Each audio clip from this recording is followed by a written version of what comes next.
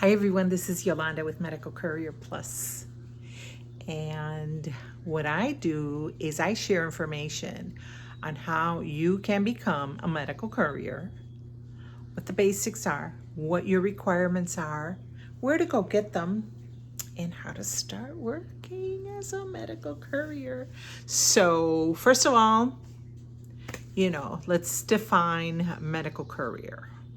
That is someone who delivers blood specimen, urine specimen, tissue, organs if that's the requirement, and you'll need special certification, um, medical equipment. There may be some other items, but for the most part, using your vehicle, it will be small medical equipment, even pharmaceuticals, and we'll get into that in a moment. But what do you need to get started? You need a vehicle, of course, your own vehicle with insurance. Your state's basic insurance will do. That's what I had. It worked just fine, unless the company says or the contract requires more. You're fine with your state basic requirements for insurance, okay? Which is what most of us have. You'll need to be able to pass a background check. No felonies in the last 7 to 10 years, unfortunately. Drug test for obvious reasons. You'll have to have a clean driver's license.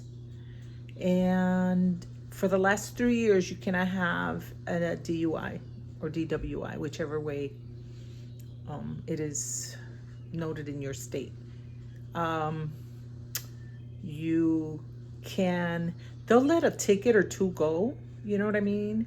But it can't be something that is habitual, because for obvious reasons, they want to make sure that their product is getting from point A to point B. So they have to be able to rely on you, okay? So that is the basics, honestly, right there. What is a requirement is, and those are requirements, but what is on top, above and beyond, which is different, is your certifications, like HIPAA. And HIPAA is a course. It's about 30 minutes. You take a little quiz at the end of it. You get a certification. That just shows you how to safeguard the information, because you will have patient information. And so it talks about how to safeguard what you can and cannot do with regards to that information that you will have. Okay, and then so that's the HIPAA, and then you need the bloodborne pathogens. That talks about how to handle, the blood specimen, the urine, what to do should you have, a spill, or how to store, etc. Again, it's like a 30-minute test. 30-minute video, and then there's a little test at the end. Maybe it's 10 questions, something like that. And you have to pass that. You'll get a certificate at the end of that you can download. And you can use that when you apply for jobs. That'll give you a leg above others that don't have theirs yet. Like when I started looking, I didn't even know what medical courier was. And I didn't have my OSHA and bloodborne, my HIPAA and bloodborne.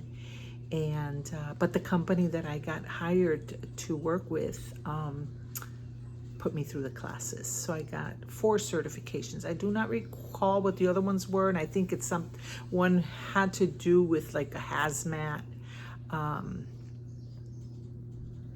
how to store that should you have that kind of stuff that you are hauling, but I never did. So your certifications are important, okay? And then obviously, you're responsible for the upkeep of your vehicle, for your gas. So you have to consider that comes off the top, when you're doing the math for your, what you make in a week, and, when you consider if there's any contracts that you're assigned. You have to consider all that. So those are the basics that you need to get started. It's not difficult to get started in this field. The difficult part is finding the job, finding the contract. Okay, there's many different ways that this job works that people keep combining, and it shouldn't be combined. So there's either you work for a company who does like stat on demand type deliveries.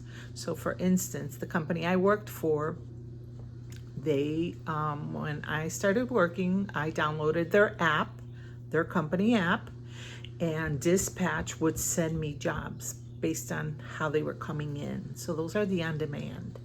So I never knew what I was going to do, right? It wasn't a route. Although I did end up getting a Sunday route, which I loved, but for the most part, most of it is on demand. And I made anywhere between $800 and $1,300 a week. I'm not kidding. And I honestly did not work 40 hours. The beauty about this job is you can take time off to go to see your kid's recital, his game, blah, blah, blah. And then you can come back and get back to work if you want. You know what I mean? Because it's that flexible when you work for a company. If you have a route, there's no way you could do that. Okay? So I want you to understand the difference. The difference in a contract where you are required from 8 to 4, you are required to be on this route. You're required to be delivering whatever it is you're delivering. You have to make sure you look at the requirements. The company that I worked for, and most companies that hire you because they have contracts, has a little more flexibility. But when you get a contract, there are rules attached to that. It's not just do it when you want, because if they're expecting the delivery by 12, well, you better have the delivery there by 12 or you will not see another contract. You know what I mean? So there are a lot of differences that people do not discuss. There's apps, of course, that you can use like Roadie. Some of them have wait lists. So there's a lot of variables in this. You have to understand the differences. There's the TWIC card and the TSA card. Those two are critical if you want to pick up loads from the airport or from ports. If you live near a port, if you're near water, most of the coastal towns, have barges that come in with goods that you can bid on, and you can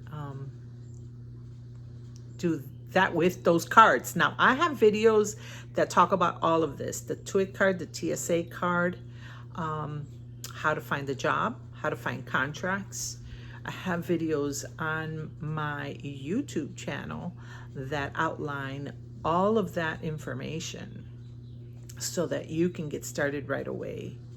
It is up to you when you decide you want to get started.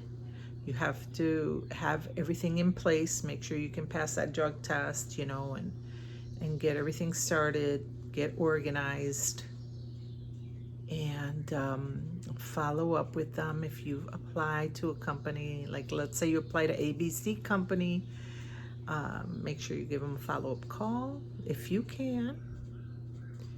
Make sure that you have the flexibility to work weekends, and because most of the time your better money is if you work weekends.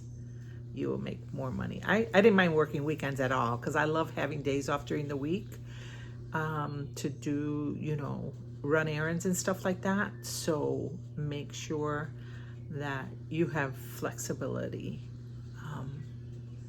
And remember that this job as a medical courier is something that is will always be around unless they find a way, because you're picking up from labs, doctors' offices that cannot process the specimens that they're getting from their patients, right? So you're going to pick them up and you're going to take them to the hospital where the lab is, or to an independent lab, so for them to get processed. That's where you come in, you know.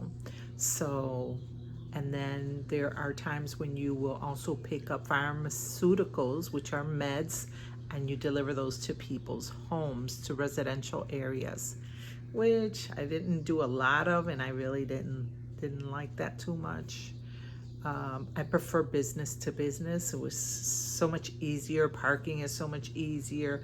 You know, you don't have to worry about gated communities or people being home or not, you know, and you have to make sure that you can leave it at the door, take a picture of it, you know, kind of like Amazon does. Take a picture of it when they leave it at your door as proof that it was delivered. You know, you can put it in between doors, the screen door and the main door, or whatever.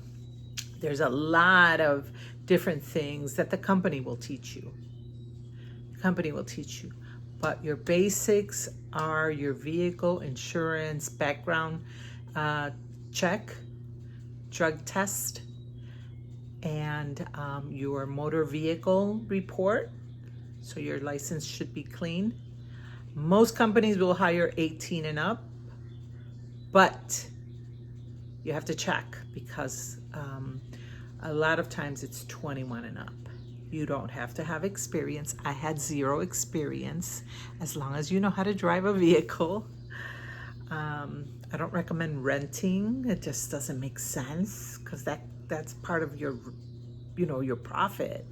I mean, I don't know how much it costs to rent a car, but it's got to be between 30 and 50 a day. And then the insurance, I mean, it just doesn't make any sense at all to do that.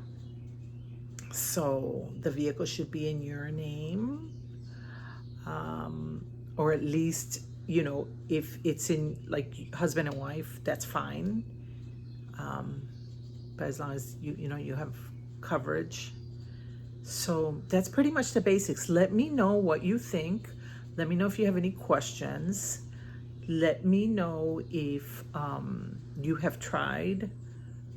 I do have videos that show you how to search for the job, okay? And contracts. And you can search on my YouTube channel, and you'll see the videos there. Take a look. Let me know if you have any questions, or if I can help you in any way. I hope this video has helped, okay? With the basics. So I'll talk to you soon. Leave me a message, a comment. Don't forget to like and subscribe if you haven't already. And I'll talk to you soon.